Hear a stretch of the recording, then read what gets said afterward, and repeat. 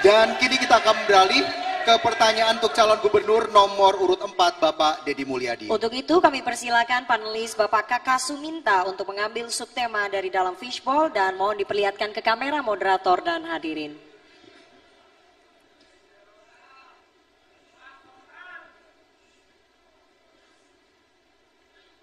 Huruf E masih tersegel, amplopnya terjaga kerahasiaannya. Pertanyaan untuk calon gubernur nomor urut 4 Bapak Deddy Mulyadi, saya hanya akan bacakan satu kali dan tidak akan kami ulangi. Isu lingkungan di Jawa Barat memuat 4 masalah utama, yakni perubahan tata ruang hutan dan lahan, sumber daya air permukaan, persampahan, dan pencemaran udara. Pertanyaannya, bagaimana upaya strategi Anda mengatasi masalah tersebut? Strateginya tadi sudah disampaikan sebenarnya. Yang pertama adalah melakukan perubahan tata ruang agar ruang gunung itu diperluas karena hari ini semakin menyempit. Dalam kaidah Sunda itu ada kalimat begini, ada leweng tutupan, ada leweng titipan, ada leweng awisan, ada leweng garapan. Keempat ini harus diterapkan secara konsisten. Karena apa? Karena hari ini masyarakat kita sudah menyerobot ke arah leweng tutupan. Leweng tutupan di Jawa Barat hari ini sisanya tinggal 17%. Kalau 17% dibiarkan terus semakin menyempit, maka bencana banjir dan longsor akan menimpa kita.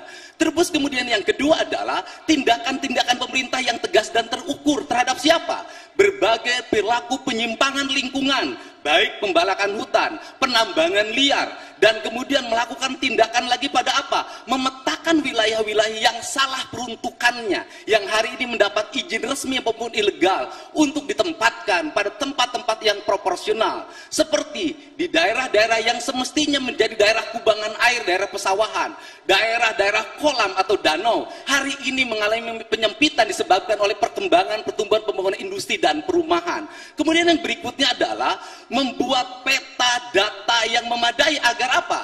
Agar aliran sungai dari hulu sampai hilir terintegrasi dengan baik, tidak ada penyempitan, tidak ada bangunan yang ada di atasnya, dan kemudian kembali dihentikan berbagai bentuk eksploitasi sungai, melakukan pembuangan sampah, limbah ke sungai yang berakibat sungai kita menjadi tercemar. Kerangka dasar itu bisa dilaksanakan oleh kita semua apabila tata ruang itu terintegrasi dari provinsi sampai kabupaten kota. Tidak kabupaten kota punya kebijakan-kebijakan sendiri tentang tata ruang yang bertujuan hanya untuk meningkatkan pendapatan asli daerahnya masing-masing. Inilah kerangka kerja yang mesti dilakukan. Baik, waktu Anda telah habis. Dan berikutnya saya akan persilakan calon gubernur nomor urut 1 Bapak Acep Adang Ruhiat untuk menanggapi jawaban dari calon gubernur nomor urut 4. Waktu Anda 1 menit. Silakan.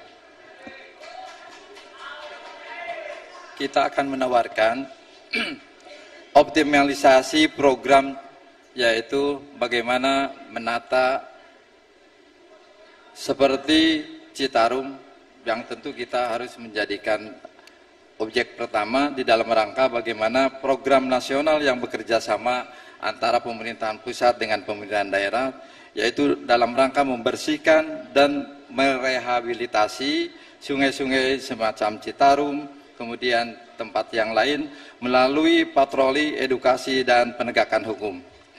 Yang kedua adalah pengelolaan limbah dan sampah industri.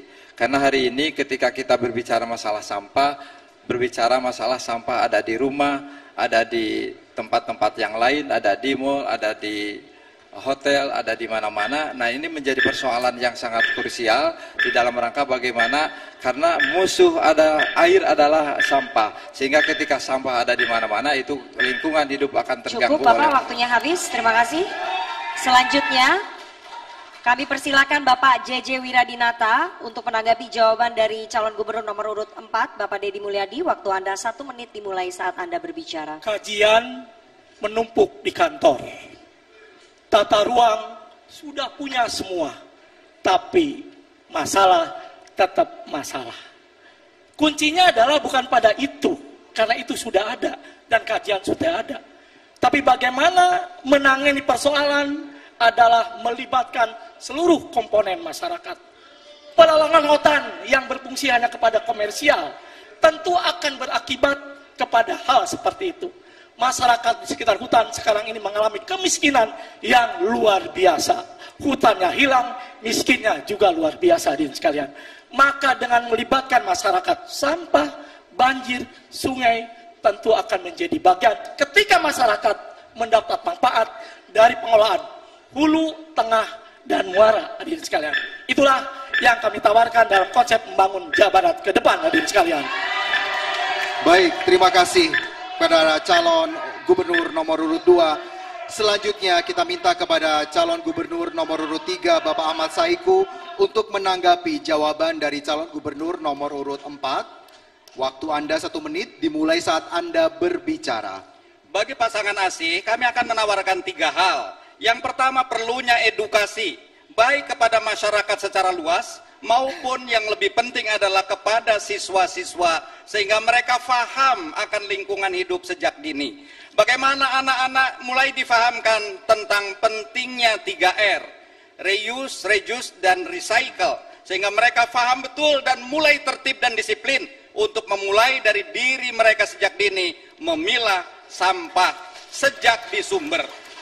Kemudian yang kedua, perlunya koordinasi dengan pemerintah, kota, kabupaten, dan pusat. Dan ini harus dilakukan kolaborasi, sehingga penanganan berbagai isu-isu lingkungan bisa dilakukan secara tuntas. Dan yang ketiga, perlunya teknologi tepat guna untuk mengelola lingkungan hidup. Di antaranya adalah mengelola sampah. Jangan sampai open dumping atau dilakukan dengan sanitary landfill saja. Cukup, Bapak. Terima kasih. Calon gubernur nomor urut 3 dan selanjutnya kami persilakan calon gubernur nomor urut 4 Bapak Deddy Mulyadi merespon kembali tanggapan dari calon gubernur 1, 2, dan 3. Waktu Anda 1 menit dimulai saat Anda berbicara. Ada 2 hal yang semestinya saya tekankan. Yang pertama adalah hal yang kultural. Kenapa saya ngomong tentang papat kalimat tunggal, tentang manusia Sunda? Sesungguhnya ajaran papat kalimat tunggal dan manusia kultural dan ajaran Sunda yang sering orang menuduh sebagai kemusyrikan itu adalah ajaran manusia itu hidup selaras dan harmoni dengan alamnya. Maka dalam kaidah-kaidah orang Sunda yang tinggal di kampung adat, tidak pernah mereka hidup bertentangan dan melakukan perusakan lingkungan. Bahkan mereka hidup dalam setiap hari bertauhid pada lingkungan, hidupnya menjaga keseimbangan alam. Kemudian yang kedua adalah aspek yang bersifat teknis. Kita jujur bahwa tata ruang di kita hari ini belum secara konsisten mengarah pada upaya konservasi dan sumber daya lingkungan. Aspek-aspek politik dan bersifat ekonomi kepentingan jangka pendek masih dikedepankan dalam penyusunan tata ruang. Sehingga itulah tata ruang tidak boleh per kabupaten. Tata ruang harus dibuat per pulau. Kalau negeri ini ingin selamat lingkungannya. Ini perspektif yang harus kita lakukan ke depan. Terima kasih. Waktu Anda sudah habis. Sekali lagi kita berikan apresiasi paling meriah untuk 4 calon gubernur Jawa Barat tahun pemilihan 2024 atas jawaban dari